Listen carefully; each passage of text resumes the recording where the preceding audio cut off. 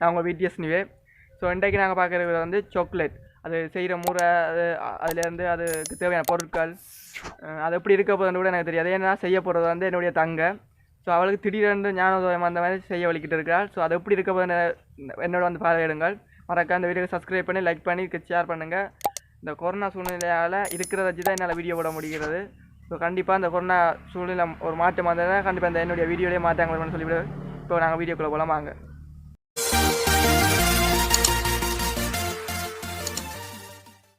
என்னென்ன பொருட்கள் தேவைன்னு நாங்கள் பார்க்கலாம் வாங்க. அரை கப்பு மைதா, அரை கப்பு சீனி, 1/4 கப்பு அங்கர், இதுக்குள்ள தேங்காய் இருக்கு அரை கப்பு, மற்றது கச்சான் தேவையான அளவு போடலாம். இப்போ இதுக்கான பொருட்கள் என்னென்னு பார்த்துனாங்க. இப்போ நீ அதை எப்படி செய்கிற முறையை பார்ப்போம் வாங்க. மைதாவையும்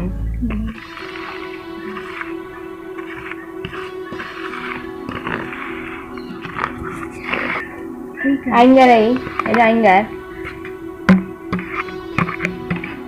மடிவா. இப்போ ரெண்டு எல்லாம் சேர்த்து நல்லா மிக்ஸ் பண்ணப்படுது. அங்கரையும் மைலோ பவுடரையும்.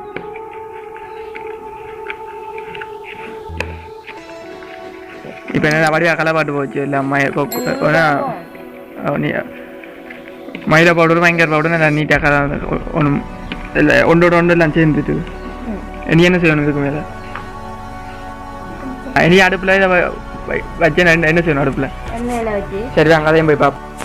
இனி ஒரு பாத்திரத்தை அடுப்பில் வச்சு அதுக்கு மேலே தண்ணியும் கொஞ்சம் விட்டாச்சு. தண்ணி நல்லா கொதிக்க மாட்டோம். பார்ப்போம் கொதிச்சா அப்புறம் என்ன செய்ய போகிறான்னு பார்ப்போம்.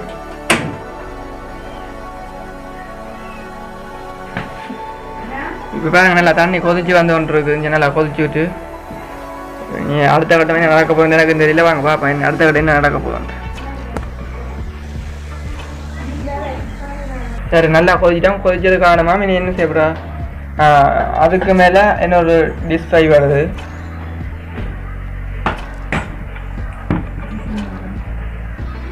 இந்த தேங்காய் தேங்காய்னா ஒரு கப், அரை கப் அதுக்குள்ள விட்டு கொஞ்சம் கொஞ்சமாக கொக்கோவும் அந்த அங்கே மிக்ஸ் பண்ண பவுடராக இதுக்குள்ள பவுடர் பண்ணணும்.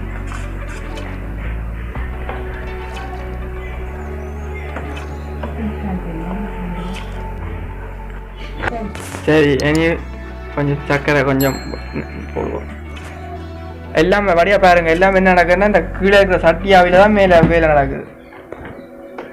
கீழே தண்ணி நல்லா கீழே தண்ணியை போட்டு அந்த கொதிக்க வச்சு அந்த ஆவில தான் அந்த சாக்லேட் செய்யப்படுது. இப்போ இதோட கொஞ்சம் பசுப்பாலம் செய்ய போகிறோம். அதில் உங்களுக்கு காட்டில் என்னென்ன ஒரு தேவை என்ன அந்த காட்டிலே அப்புறம் பாருங்க சாக்லேட்டெல்லாம் கட்டி கட்டி வருது. நல்ல பாரில் கடைசி முடிய போகிறது இல்லை. பார்ப்போம் கொஞ்சம் வெயிட் பண்ணி பார்ப்போம். என்ன அவசரப்படுவேன். இப்போ இப்படி இருக்கிறது நல்லா வத்தி வரணும். இப்போ பால் விட்டடியாக கொஞ்சம் நல்லா நிலைக்கு வரும் போல இருக்கு. ஆனால் நல்லா வத்தி வரணும். வத்து மட்டும் நினைக்க விடணும் இந்த அடுப்போட வந்துட்டு பெரும்பாலும் சாக்லேட்டாக தான் வரும் போல இருக்கு. இந்த பாருங்க நல்ல தடிப்பான நிலைமைக்கு வந்துச்சு.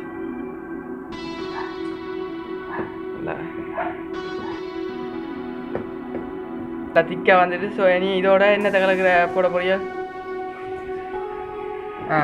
கச்சான் நல்லா இந்த நல்லா கச்சான்களை போட்டு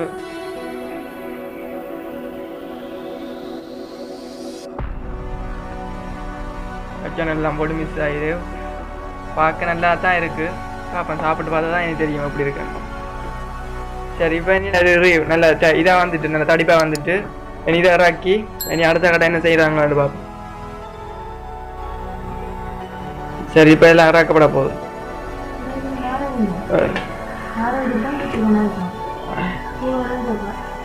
இந்த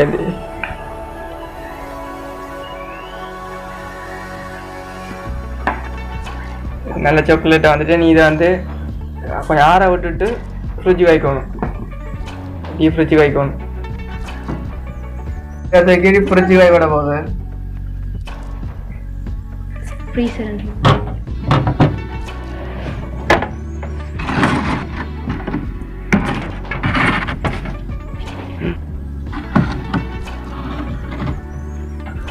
ஃப்ரிட்ஜுக்கு வச்சாச்சு. சரி இப்போ எதுக்கு வச்சாச்சு, நீ 1 மணி நேரத்தில் என்ன எல்லா பல்ல இருக்குன்னு பார்க்கலாம். அதுக்கு பிறகு நாங்கள் அதை எடுத்து பார்க்கலாம்.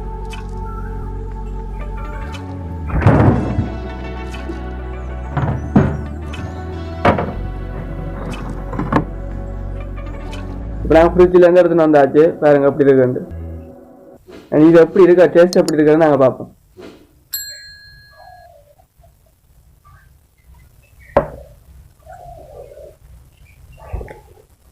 நல்லா தான் இருக்கு.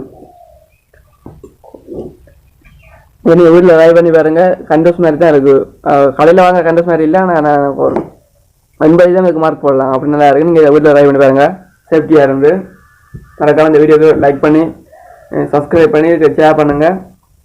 நான் உங்கள் VTS அடுத்த வீடியோவில் இன்னொரு சந்திக்கலாம்.